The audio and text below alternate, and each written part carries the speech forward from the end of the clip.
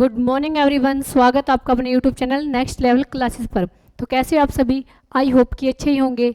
तो चलो देखते हैं कि आज की करंट की क्लास में क्या कुछ खास रहेगा। अगर आपको इस क्लास की पीडीएफ चाहिए तो आपको टेलीग्राम ग्रुप पर मिल जाएगी और टेलीग्राम ग्रुप का लिंक आपको डिस्क्रिप्शन में मिल जाएगा। तो चलो स्टार्ट करते हैं आज की क्लास। आज का हमारा फर्स्ट क्वेश्चन क्या है? तो आज का हमारा फर्स्ट क्वेश्चन है कि दिसंबर 2025 में आईओसी किस रिफाइनरी में एसएएफ उत्पादन शुरू करेगी। तो ये कौन सी जो कंपनी रिफाइनरी में जो उत्पादन शुरू करेगी आईओसी। तो आईओसी की फुल फॉर्म क्या है? इसकी फुल फॉर्म है इंडियन ऑयल कॉरपोरेशन। इसकी फुल फॉर्म क्या है? इसकी फुल फॉर्म है इंडियन ऑयल कॉरपोरेशन है जो इसकी फुल फॉर्म है, ठीक है। और जो इंडियन ऑयल कॉरपोरेशन है ये कौन सी रिफाइनरी में उत्पादन शुरू करेगी? तो ये कौन सी रिफाइनरी में करेगी? तो ये जो कौन सी रिफाइनरी में उत्पादन शुरू करेगी? तो ये करेगी पानीपत रिफाइनरी में। कहाँ करेगी ये? तो ये करेगी पानीपत रिफाइनरी में उत्पादन शुरू करेगी। कहाँ करेगी ये? पानीपत रिफाइनरी में जो उत्पादन शुरू करेगी, ठीक है। जो इंडियन ऑयल कॉरपोरेशन है। और जो पानीपत कहाँ है? पानीपत है हरियाणा में। कहाँ है पानीपत? पानीपत है हरियाणा में। पानीपत हरियाणा का एक जिला है, ठीक है। तो ये उत्पादन किसका होगा? तो उत्पादन किसका होगा? तो जो उत्पादन किसका होगा? तो ये उत्पादन होगा एसएएफ। किसका उत्पादन होगा ये? तो ये उत्पादन होगा एसएएफ। तो अब एसएएफ क्या है भाई? तो एसएएफ की फुल फॉर्म देखते हैं। एसएएफ है सस्टेनेबल एविएशन फ्यूल। इसकी फुल फॉर्म क्या है? इसकी फुल फॉर्म है सस्टेनेबल एविएशन फ्यूल। जो इसकी क्षमता है ये कितनी है? तो इसकी क्षमता है 35,000 टन, ठीक है। इसकी क्षमता कितनी है? तो इसकी क्षमता है 35,000 टन है जो इसकी क्षमता है। इसकी क्षमता कितनी है? तो इसकी क्षमता है 35,000 टन जो इसकी क्षमता है, ठीक है। इसकी क्षमता कितनी है? इसकी क्षमता है 35,000 टन। और इसमें किसका यूज़ किया जाएगा? इसमें यूज़ किया जाएगा यूज़ कुकिंग ऑयल। इसमें किसका यूज़ किया जाएगा? तो इसमें किया जाएगा यूज़ कुकिंग ऑयल का है जो इसमें यूज़ किया जाएगा। किसका यूज़ किया जाएगा इसमें? तो इसमें यूज़ किया जाएगा यूज़ कुकिंग ऑयल का है जो इसमें यूज़ किया जाएगा, ठीक है। तो भारत की सबसे बड़ी रिफाइनरी कौन सी है? भारत की सबसे बड़ी रिफाइनरी कौन सी है? तो ये कौन सी है? तो ये है जामनगर। कौन सी है ये? तो ये है जामनगर। कौन सी है ये? तो ये जामनगर। और जामनगर कहाँ पे है? तो जामनगर कहाँ है? तो ये गुजरात में। कहाँ है जामनगर? तो जामनगर है गुजरात में, ठीक है। तो उसको है जो प्रमाण पत्र भी मिल गया है। इसको जो प्रमाण पत्र भी मिल गया है, किसको मिल गया है ये? जो आईसीसी किस ये पानीपत रिफाइनरी में जो अपना उत्पादन शुरू करेगी ना, तो इसको जो प्रमाण पत्र भी मिल गया है। तो प्रमाण पत्र किसके द्वारा मिल गया इसको? तो ये मिल गया आईएससीसी के द्वारा, जो इसको प्रमाण पत्र मिल गया। आईसीसी के द्वारा इसको प्रमाण पत्र मिल गया। आईसीसी की फुल फॉर्म क्या है अब? तो आईसीसी की फुल फॉर्म है इंटरनेशनल सस्टेनेबिलिटी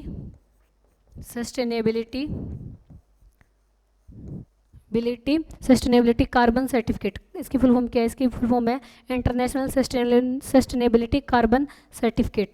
इसकी फुल फॉर्म क्या है? इसकी फुल फॉर्म है इंटरनेशनल सस्टेनेबिलिटी कार्बन सर्टिफिकेट है जो इसकी फुल फॉर्म है, ठीक है। तो अपना राइट आंसर क्या रहेगा? अपना राइट आंसर रहेगा पानीपत रिफाइनरी, ठीक है। तो जो इंडियन ऑयल कॉरपोरेशन के द्वारा कौन सी रिफाइनरी में उत्पादन शुरू किया गया? तो कौन सी रिफाइनरी में किया गया ये उत्पादन शुरू? तो ये किया गया पानीपत रिफाइनरी में।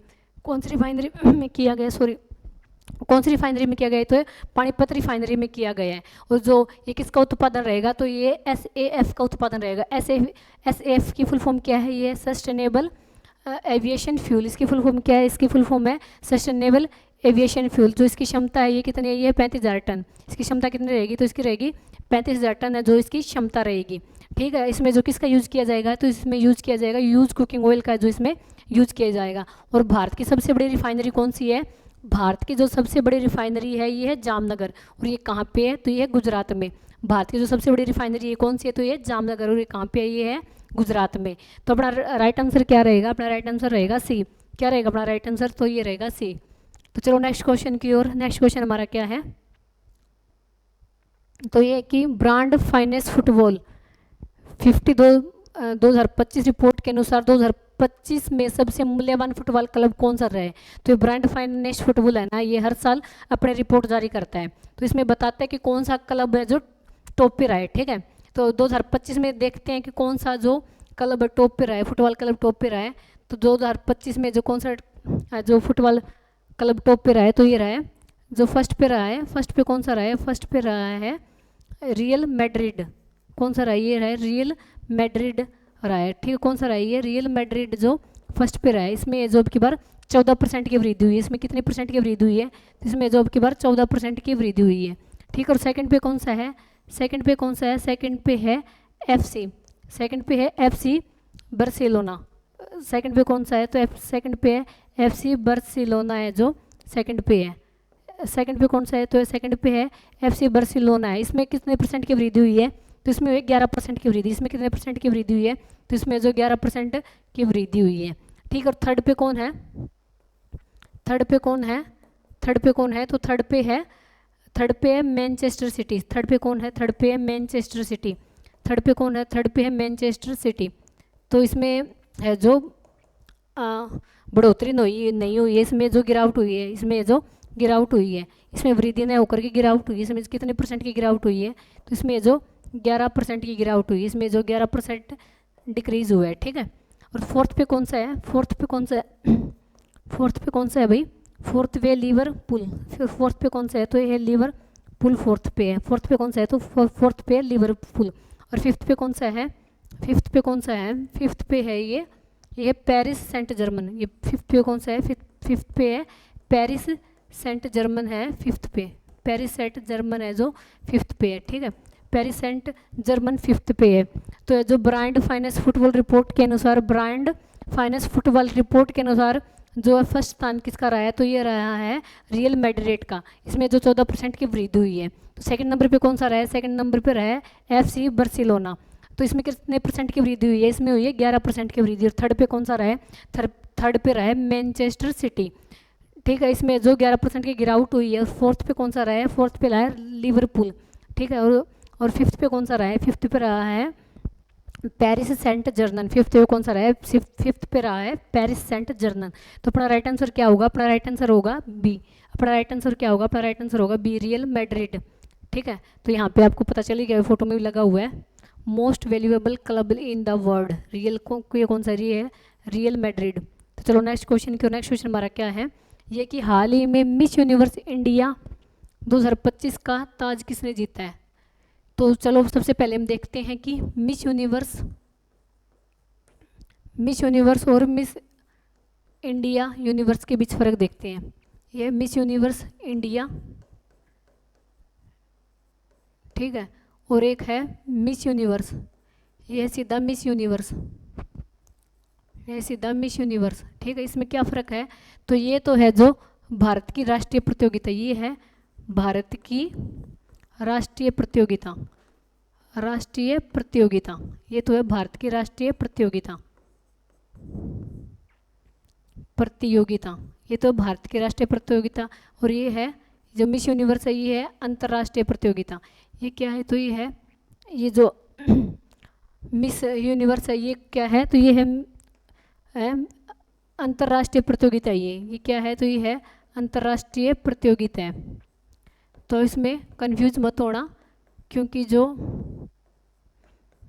मिस यूनिवर्स इंडिया और मिस यूनिवर्स में हम कई बार कंफ्यूज हो जाते हैं कि मिस यूनिवर्स किसने खिताब जीता और मिस यूनिवर्स इंडिया किसने जीता है। तो जो मिस यूनिवर्स इंडिया है तो ये तो होती है भारत की राष्ट्रीय प्रतियोगिता, और जो मिस यूनिवर्स है ये होती है अंतर्राष्ट्रीय प्रतियोगिता, ठीक है। तो जो है मिस यूनिवर्स इंडिया है, जो मिस यूनिवर्स, तो ये है मिस यूनिवर्स इंडिया 2025 का खिताब किसने जीता है? तो सबसे पहले हम इसका आयोजन देखेंगे। इसका आयोजन कहाँ हुआ था? इसका आयोजन हुआ था राजस्थान में। इसका आयोजन है ये कहाँ हुआ था? इसका आयोजन हुआ था राजस्थान में। राजस्थान में कहाँ पे हुआ था? राजस्थान जयपुर में है जो इसका आयोजन हुआ था। राजस्थान में कहाँ पे हुआ था? तो राजस्थान जयपुर में जो इसका आयोजन हुआ था, ठीक है। राजस्थान जयपुर में जो इसका आयोजन हुआ था। तो इसमें है जो मिस यूनिवर्स इंडिया कौन बनी है? तो ये बनी है मनिका विश्वकर्मा। तो कौन बनी है 2025 में? 2025 में बनी है मनिका विश्वकर्मा। कौन बनी है ये? तो ये बनी है मनिका विश्वकर्मा है जो 2025 मिस यूनिवर्स इंडिया बनी है, ठीक है। और ये कहाँ से है मनिका विश्वकर्मा? ये कहाँ से है? तो ये भी राजस्थान से ही है। ये कहाँ से है? तो ये भी है जो राजस्थान से ही है। तो राजस्थान में कहाँ से है भाई, ये है श्री गंगानगर से। कहाँ से है, ये है श्री गंगानगर से है। कहाँ से ये, तो ये है श्री गंगानगर से। देख लो भाई, राजस्थान वाले जो शहर के नाम को भी इतनी महत्वता देते हैं कि नाम के आगे भी श्री लगा रखा है, ठीक है। और हरियाणा वाले तो ना लगाए किसी के नाम के आगे भी। तो राजस्थान है जो ये कहाँ से है, तो ये है राजस्थान में श्री गंगानगर से। कहाँ से, ये श्री गंगानगर से है, जो राजस्थान में है ये। तो मनिका विश्वकर्मा कहाँ से है, तो ये राजस्थान श्री गंगानगर से है, ठीक है। और ये जो अभी 2025 में मिस यूनिवर्स होगा, 2025 में मिस यूनिवर्स, इसमें शायद पेन का कलर दिख नहीं रहा है ना, चलो दूसरा कलर ले लेते हैं, तो ये ले लेते हैं इसमें। तो है जो 2025 मिस यूनिवर्स में, ये मिस यूनिवर्स प्रतियोगिता में भारत की तरफ से प्रतिनिधित्व करेगी, ठीक है। जो मिस यूनिवर्स 2025 मिस यूनिवर्स में है जो ये भारत की तरफ से प्रतिनिधित्व करेगी। मिस यूनिवर्स प्रतियोगिता में जो ये भारत की तरफ से प्रतिनिधित्व करेगी, भारत की तरफ से प्रतिनिधित्व करेगी, ठीक है। ये जो भारत की तरफ से प्रतिनिधित्व करेगी, कौन करेगी, तो ये करेगी मनिका विश्वकर्मा, ठीक है। तो ये कौन करेगी, तो ये करेगी मनिका शर्मा, जो भारत की तरफ से प्रतिनिधित्व करेगी। और 2025 में जो मिस यूनिवर्स है ये कौन से नंबर का है, तो ये 74 नंबर का। तो ये कौन से नंबर का है, तो ये 74 नंबर का। और ये कहाँ होगा, तो ये होगा थाईलैंड में, ठीक है। ये कहाँ होगा, तो ये होगा थाईलैंड में जो होगा। इसका आयोजन कहाँ होगा, तो इसका आयोजन है जो थाईलैंड में होगा। इसका जो आयोजन है ये कहाँ होगा, ये थाईलैंड में होगा। और 2024 में मिस यूनिवर्स कौन रही है, तो 2024 में जो मिस यूनिवर्स इंडिया कौन रही है, 2024 में मिस यूनिवर्स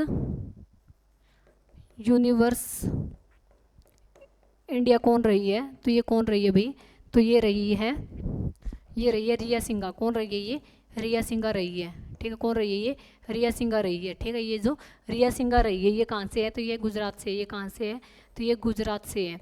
ये कहाँ से है, तो ये गुजरात से है। तो रिया सिंघा के द्वारा ये मनिका विश्वकर्मा को ताज पहनाया गया है, ठीक है। जो 2024 की जो मिस यूनिवर्स इंडिया है रिया सिंघा, इन्हीं के द्वारा है जो मनिका विश्वकर्मा को ताज पहनाया गया है। तो अपना राइट आंसर क्या रहेगा, अपना राइट आंसर रहेगा बी। अपना राइट आंसर रहेगा बी। तो ये है कि मिस यूनिवर्स इंडिया 2025 का खिताब किसने जीता, तो ये किसने जीता, ये मनिका विश्वकर्मा ने जीता। ये कहाँ से है, तो ये राजस्थान श्री गंगानगर से है। और जो मिस यूनिवर्स इंडिया 2025 इसका आयोजन कहाँ हुआ है, तो इसका आयोजन हुआ है राजस्थान जयपुर में जो इसका आयोजन हुआ है, ठीक है। और जो मिस यूनिवर्स 2025 ये कहाँ होगा, तो ये होगा थाईलैंड में। कहाँ होगा, ये थाईलैंड में होगा। और भारत की तरफ से प्रतिनिधित्व कौन करेगी, तो ये करेगी मनिका विश्वकर्मा। और जो मिस यूनिवर्स 2025 है ये कौन से नंबर का संस्करण है, तो ये 74 नंबर का संस्करण, ठीक है। ये कौन से नंबर का संस्करण है, तो ये 4 नंबर का संस्करण है। तो मिस यूनिवर्स और मिस इंडिया में क्या फ़र्क है, तो मिस यूनिवर्स तो है ये अंतर्राष्ट्रीय प्रतियोगिता है। और जो मिस यूनिवर्स इंडिया है ये है भारत की राष्ट्रीय प्रतियोगिता। जो मिस यूनिवर्स इंडिया ये तो भारत की राष्ट्रीय प्रतियोगिता, और जो मिस यूनिवर्स है ये है अंतर्राष्ट्रीय प्रतियोगिता, ठीक है। तो इसमें आप कंफ्यूज मत होना, ध्यान रखना। इसमें वैसे कंफ्यूज क्या ही होगी, इसमें इंडिया लग जाता है आगे, ठीक है। इसमें जो इंडिया लग जाता है इसमें मिस यूनिवर्स। तो चलो नेक्स्ट क्वेश्चन की ओर। नेक्स्ट क्वेश्चन हमारा क्या है, तो ये हमारा नेक्स्ट क्वेश्चन कि हाल ही में किस अंतर्राष्ट्रीय हवाई अड्डे का पहला AI संचालित इमिग्रेशन कॉरिडोर लॉन्च किया गया है। तो कौन से हवाई अड्डे का किया गया भाई, ये कौन सा अंतर्राष्ट्रीय हवाई अड्डे का किया गया है,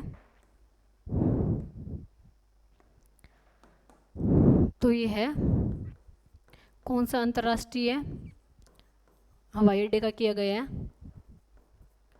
ठीक है। और ये है जो दुनिया का पहला है, ठीक है। ये जो दुनिया का पहला है, क्या ये दुनिया का पहला AI संचालित है, दुनिया का पहला AI संचालित इमिग्रेशन कॉरिडोर है। दुनिया का पहला AI संचालित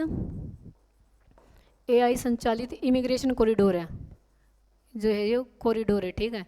दुनिया का पहला AI संचालित इमिग्रेशन कॉरिडोर है, ठीक है। तो ये किसके द्वारा लॉन्च किया गया है, तो ये किसके द्वारा किया गया है, ये तो ये किया गया है ये किसके द्वारा लॉन्च किया गया? तो ये किया गया दुबई के द्वारा। किसके द्वारा लॉन्च किया गया? ये तो ये किया गया दुबई के द्वारा है जो लॉन्च किया गया है। ये जो 14 सेकंड में, और ये है मानव रहित है, ये जो मानव रहित है, ठीक है, क्योंकि ये एआई संचालित है, ये एआई संचालित है इसलिए ये मानव रहित है। क्या है? ये मानव रहित है। तो दुबई है जो अंतर्राष्ट्रीय हवाई अड्डों में सबसे व्यस्त माना जाता है। जो दुबई अंतर्राष्ट्रीय हवाई अड्डा है ये सबसे व्यस्त हवाई अड्डों में से एक है, ठीक है, ये सबसे व्यस्त हवाई अड्डों में से एक है, इसको सबसे व्यस्त हवाई अड्डों में से एक माना जाता है, ठीक है। और जो है एआई संचालित इमिग्रेशन है, ये जो एक साथ 10 यात्रियों का इमिग्रेशन कर सकते हैं, एक साथ है जो ये 10 यात्रियों का इमिग्रेशन कर सकते हैं, एक साथ 10 यात्रियों का इमिग्रेशन कर सकते हैं, ये जो एक साथ 10 यात्रियों का इमिग्रेशन कर सकता है, ठीक है, ये जो एक साथ 10 यात्रियों का इमिग्रेशन कर सकता है। और ये 14 सेकंड में बायोमेट्रिक कर देगा, ओनली जो 14 सेकंड में बायोमेट्रिक कर देगा, 14 सेकंड में जो बायोमेट्रिक कर देगा, 14 सेकंड में बायोमेट्रिक कर देगा, ठीक है। तो अपना राइट आंसर क्या रहेगा? और हाँ, ये किसकी पहले पे स्टार्ट हुआ है? तो ये हुआ है ट्रैवल, तो ये किसकी पहले पे स्टार्ट हुआ है? ये हुआ है ट्रेवल्स विदाउट बोर्ड। किसकी पहले पे स्टार्ट हुआ है? तो ये हुआ है ट्रेवल्स विदाउट बोर्ड। किसकी पहले पे स्टार्ट हुआ है?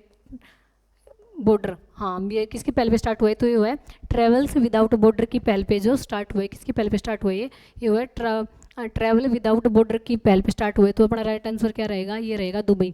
तो एक ही हवाई अड्डा, किस हवाई अड्डे ने किस अंतर्राष्ट्रीय हवाई अड्डे ने दुनिया का पहला एआई संचालित इमिग्रेशन कॉरिडोर लॉन्च किया है? तो किसने किया? ये किया है दुबई ने। ये दुनिया का पहला एआई संचालित कॉरिडोर होगा, ठीक है, एआई संचालित इमिग्रेशन कॉरिडोर होगा। ये एक साथ 10 यात्रियों का इमिग्रेशन कर सकता है और ये जो 14 सेकंड में बायोमेट्रिक कर देगा, ठीक है, और 10 सेकंड में जो 14 सेकंड में ये बायोमेट्रिक कर देगा। और जो ये किसकी पहल पे स्टार्ट हुआ है? तो ये हुआ है ट्रेवल्स विदाउट बॉर्डर। तो किसकी पहल पे स्टार्ट हुआ है? तो ये हुआ है ट्रेवल्स विदाउट बॉर्डर, ठीक है। तो चलो नेक्स्ट क्वेश्चन, अपना राइट आंसर क्या रहेगा? अपना राइट आंसर रहेगा ए। तो चलो नेक्स्ट क्वेश्चन हमारा क्या है? ये कि 16वीं एशियाई निशानेबाजी चैंपियनशिप का आयोजित हुई है। तो ये कौन से क्रम की है? ये तो ये कौन से क्रम की है? तो ये है 16वें क्रम की। कौन से क्रम की है? तो ये 16वें क्रम की है। तो इसका आयोजन कहाँ हो रहा है? इसका जो आयोजन है ये कहाँ हो रहा है? तो इसका जो आयोजन है ये कहाँ हो रहा है? इसका आयोजन हो रहा है कजाकिस्तान में।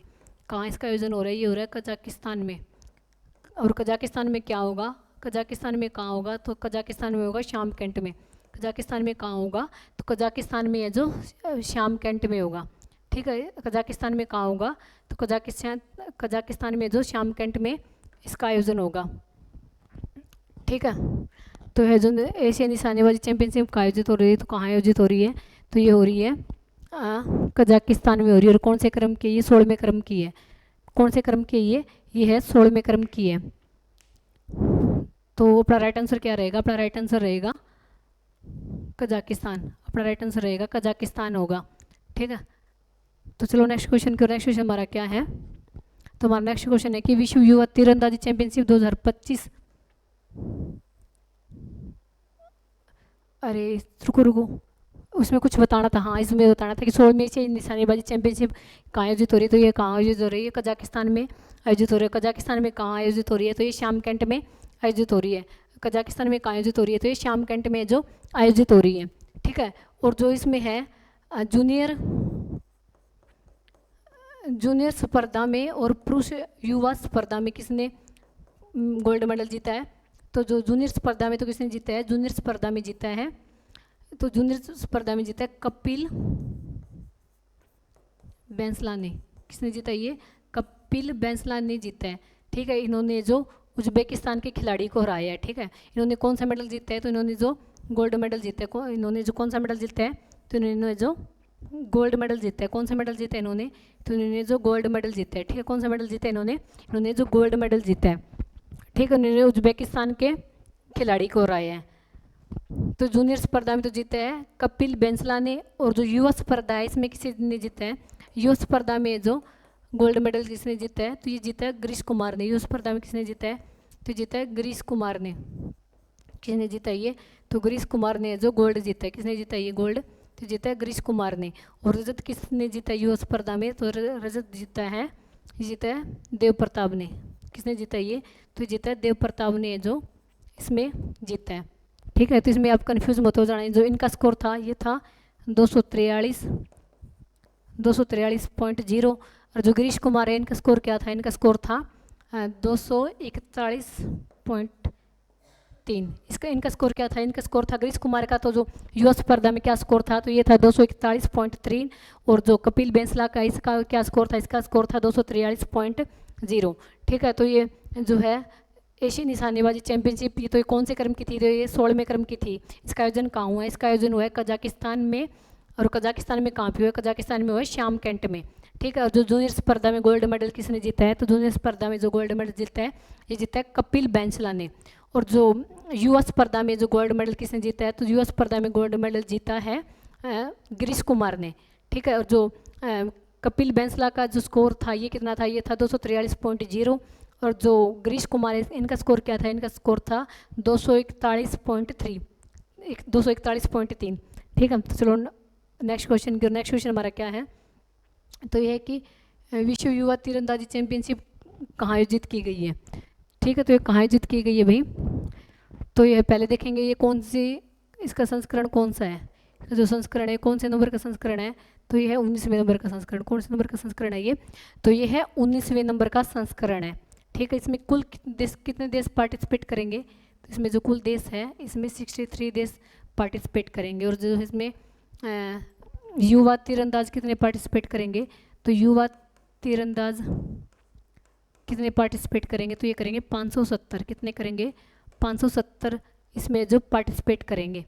ठीक है, इसका आयोजन कहाँ होगा, इसका आयोजन कहाँ होगा, तो इसका आयोजन होगा कनाडा में। कहाँ होगा इसका आयोजन, कनाडा में जो इसका आयोजन होगा। कनाडा की कैपिटल क्या है, कनाडा की कैपिटल है ओटावा। कनाडा की कैपिटल क्या है, ओटावा।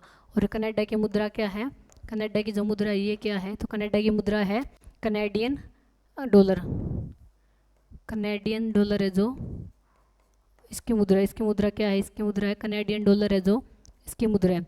ठीक है, तो इसका आयोजन कौन करेगा, तो इसका आयोजन करेगा कनाडा। और कब करेगा इसका आयोजन कनाडा, तो ये करेगा 18 अगस्त से लेकर के 24 अगस्त तक। कब इसका आयोजन होगा, तो ये होगा 18 अगस्त से लेकर के जो 24 अगस्त तक होगा। तो भारत की टीम का क्या कर रहेगा इसमें, भारत की टीम का क्या कर रहेगा, भारत की टीम का क्या कर रहेगा इसमें, तो भारत की टीम का कर रहेगा 24 सदस्यीय टीम। ये है 24 सदस्यीय टीम रहेगी भारत की रहेगी जो 24 सदस्यीय टीम रहेगी। ठीक है, भारत की रहेगी 24 सदस्यीय टीम है जो भारत की रहेगी, भारत की 24 सदस्यीय टीम रहेगी। और जो है पिछली बार ये कहाँ हुआ था, पिछली बार ये कहाँ हुआ था, पिछली बार हुआ था ये आयरलैंड में। पिछली बार 2023 में कहाँ हुआ था, तो पिछली बार ये कहाँ हुआ था, पिछली बार हुआ था ये आयरलैंड में। कहाँ हुआ था पिछली बार, तो पिछली बार हुआ था आयरलैंड में हुआ था। और इसमें है जो भारत ने कितने पदक जीते थे टोटल, तो भारत ने जो कुल कितने पदक जीते थे, तो भारत ने जीते थे कुल 11 पदक। ठीक है, भारत ने जो कुल 11 पदक जीते थे उसमें से 6 तो गोल्ड थे, 6 गोल्ड थे, 1 सिल्वर था।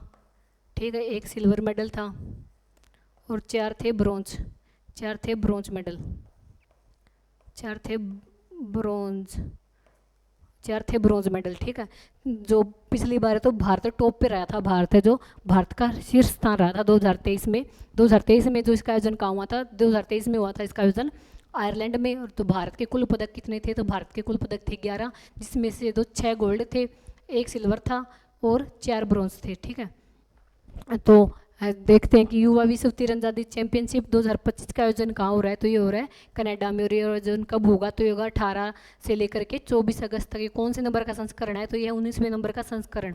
ठीक है, कौन से नंबर का संस्करण है, तो ये है 19वें नंबर का संस्करण। और जो भारत की टीम का कार्य क्या रहेगा, तो भारत की टीम रहेगी 24 सदस्यीय टीम रहेगी।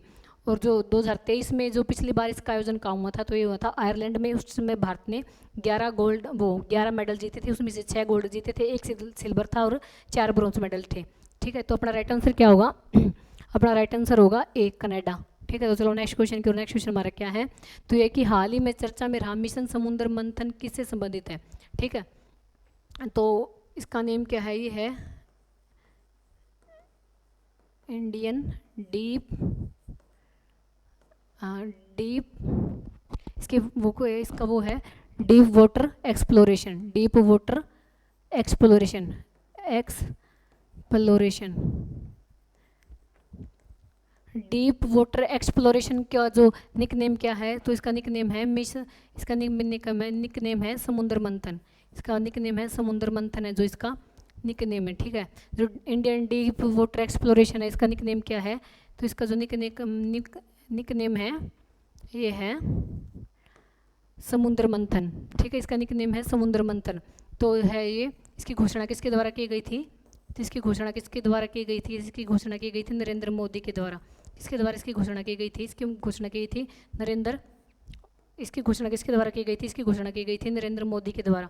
किसके द्वारा इसकी घोषणा की गई थी, तो ये की गई थी नरेंद्र मोदी के द्वारा इसकी घोषणा की गई थी। और ये कब की गई थी, तो ये की गई थी 15 अगस्त 2025 को। कब की गई थी ये, तो ये की गई थी 15 अगस्त 2025 को है जो इसकी घोषणा की गई थी। कब की गई थी, 15 अगस्त 2025 को स्वतंत्रता दिवस पर इसकी घोषणा की गई थी, ठीक है। और कहाँ की गई थी, ये की गई थी लाल किले में। कहाँ की गई थी, ये की गई थी लाल किले में जो ये घोषणा की गई थी।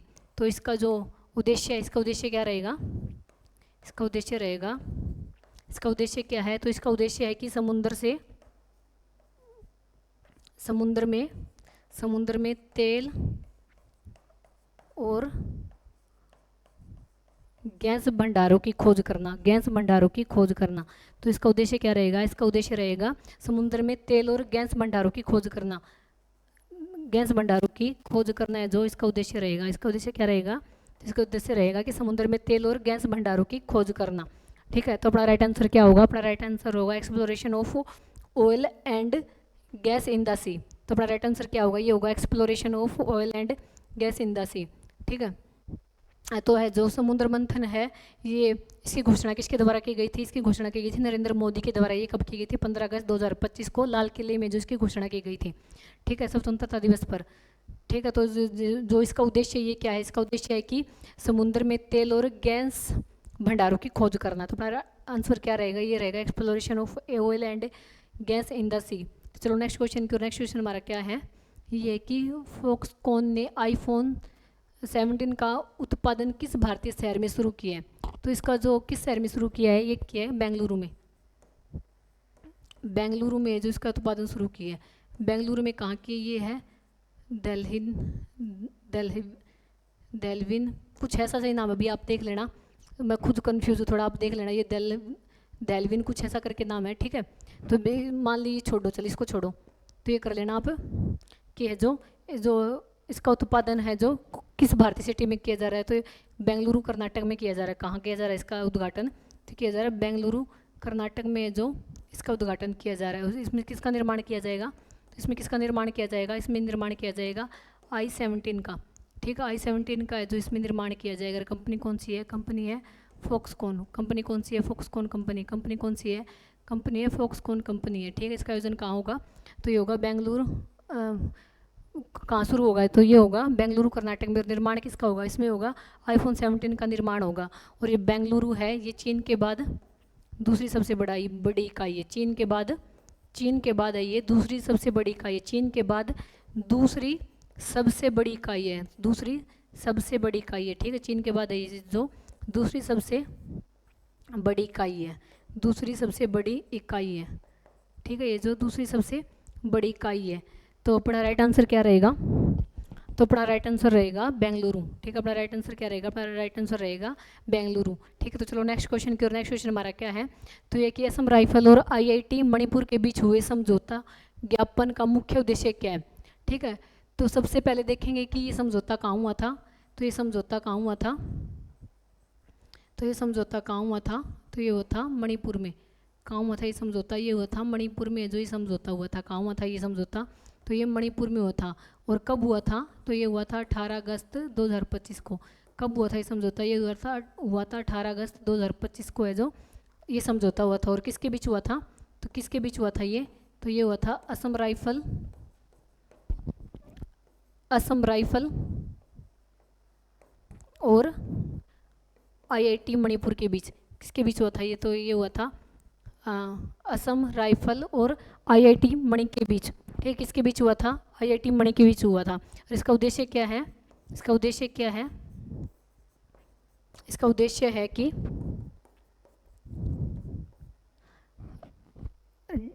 रक्षा, इसका उद्देश्य क्या है? इसका उद्देश्य है कि the promote drone technology of defence and security purpose. ठीक है, इसके जो वो क्या है, उद्देश्य क्या है इसका? तो इसका उद्देश्य रहेगा, इसका उद्देश्य क्या रहेगा? तो इसका उद्देश्य रहेगा the promote drone technology of defence and security purpose. ठीक है, जो है जो डिफेंस के लिए और सिक्योरिटी के लिए जो ड्रोन टेक्नोलॉजी को बढ़ावा दिया जा रहा है। ठीक है, जो इसका उद्देश्य क्या है? इसका उद्देश्य रहेगा कि डिफेंस के लिए और सिक्योरिटी के लिए जो ड्रोन तकनीक को बढ़ावा दिया जाएगा, इसका उद्देश्य ये रहेगा। ठीक है, तो अपना राइट आंसर होगा बी। अपना राइट आंसर क्या रहेगा? अपना राइट आंसर रहेगा बी। तो चलो नेक्स्ट क्वेश्चन की, नेक्स्ट क्वेश्चन क्या है कि हाल ही में किस बैंक ने अग्निवीरों के लिए बिना गारंटी के 4 लाख रुपए तक का ऋण शुरू किया है? ठीक है, तो अग्निवीर क्या है भाई? तो अग्निवीर है, इनको जो 4 साल के लिए भर्ती किया जाता है। कितने साल के लिए भर्ती किया जाता है इनको सेना में? तो इनको जो 4 साल के लिए भर्ती किया जाता है। ये जो अग्निपथ योजना कब स्टार्ट हुई थी? जो अग्निपथ योजना ये कब स्टार्ट हुई थी? तो ये थी 14 जून 2025 को जो अग्निपथ योजना स्टार्ट हुई थी। 14 जून 2025 को है जो ये योजना स्टार्ट हुई थी। ठीक है, तो इसमें जो उम्र क्या रहेगी भर्ती होने की? तो इसमें उम्र क्या रहेगी भर्ती होने की? तो इसमें उम्र रहेगी 17.5 से लेकर के 21 साल तक। ठीक है, और जो इसमें है जो सेवा कितनी रहेगी? तो इसमें सेवा रहेगी 4 साल की। इसमें जो सेवा कितनी रहेगी? इसमें 4 साल की सेवा रहेगी। कितने साल की सेवा रहेगी? तो इसमें जो 4 साल की सेवा रहेगी। ठीक है, 6 महीने तो ट्रेनिंग के, 6 महीने तो रहेंगे प्रशिक्षण के, 6 महीने तो इसमें रहेंगे प्रशिक्षण के, और 3.5 साल रहेंगे सेवा के, 3.5 साल रहेंगे सेवा के। ठीक है, इसमें जो 6 महीने तो ट्रेनिंग चलेगी और 3.5 महीने जॉब करनी पड़ेगी। ठीक है, तो है जो इसमें जो ये कितने साल की रहेगी? तो ये 4 साल की रहेगी। इसमें जो 25% परमानेंट को चुना जाएगा, परमानेंट को जो परमानेंटली चुन लिया जाएगा। ठीक है, तो है कि अग्निवीरों के लिए बिना गारंटी के लिए 4 लाख रुपए का ऋण शुरू किया है। तो किसने शुरू किया भाई? तो ये कितने लाख का ऋण शुरू किया गया है? ये किया गया, ये लोन कितने शुरू किया गया? तो ये किया गया 4 लाख का। ठीक है, और ये जो बिना गारंटी के शुरू किया गया। ठीक है, ये बिना गारंटी के शुरू किया गया है, ये बिना गारंटी के शुरू किया गया है। इसमें जो प्रोसेसिंग फ़ीस है ये कितनी है? इसमें तो प्रोसेसिंग फ़ीस कितनी रहेगी? प्रोसेसिंग फ़ीस कितनी रहेगी इसमें? तो प्रोसेसिंग फ़ीस रहेगी 0। कितनी रहेगी प्रोसेसिंग फ़ीस? ये रहेगी 0। ठीक है, तो ये किसके द्वारा स्टार्ट किया गया ये? तो किया गया है स्टेट बैंक ऑफ इंडिया। किसके द्वारा स्टार्ट किया गया ये? तो किया गया SBI के द्वारा। किसके द्वारा स्टार्ट किया गया ये? तो ये जो SBI के द्वारा स्टार्ट किया गया है, ये लोन है जो SBI के द्वारा स्टार्ट किया गया। इसमें जो 4 लाख तक का लोन मिलेगा, और इसमें जो ब्याज दर है ये कितनी रहेगी? इसमें जो ब्याज दर है ये कितनी रहेगी? तो ये रहेगी 10.5% रहेगी। ठीक है, कितनी परसेंट रहेगी? तो इसमें जो ब्याज दर ये 10.5% रहेगी। ठीक है, तो चलो नेक्स्ट क्वेश्चन की ओर। अपना इसमें राइट आंसर क्या रहेगा? ये रहेगा सी। तो चलो नेक्स्ट क्वेश्चन की ओर। नेक्स्ट क्वेश्चन हमारा क्या है?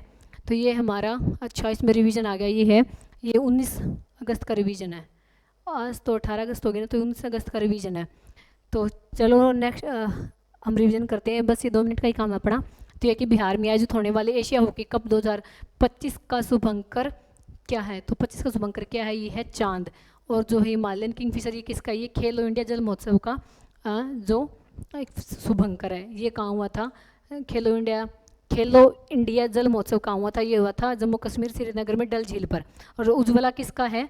उज्ज्वला किसका शुभंकर है? तो उज्ज्वला है खेलो इंडिया पैरा गेम्स का, जो है खेलो इंडिया पैरा गेम्स का शुभंकर ये रहेगा। तो चलो नेक्स्ट क्वेश्चन की ओर। नेक्स्ट क्वेश्चन हमारा क्या है? ये है कि NSW स्क्वेस वेगा ओपन 2025 में अनाहत सिंह ने कौन सा पदक जीता है? तो कौन सा जीता है भाई? इन्होंने जो सिल्वर जीता है। गोल्ड किसने जीता है? तो गोल्ड जीता है हबीबा हनी ने। गोल्ड किसने जीता है? गोल्ड जीता है हबीबा हनी ने। ये मुंबई में मोली नामक स्वच्छ स्ट्रीट फूड हब का उद्घाटन किसने किया है? तो किसने किया भाई? ये पीयूष गोयल ने की है, जो कि वाणिज्य एवं उद्योग मंत्री है। अन्नपूर्णा देवी है, ये महिला बाल विकास मंत्रालय की मंत्री है। ठीक है, ये जो अन्नपूर्णा देवी है ये महिला बाल विकास मंत्रालय की मंत्री है।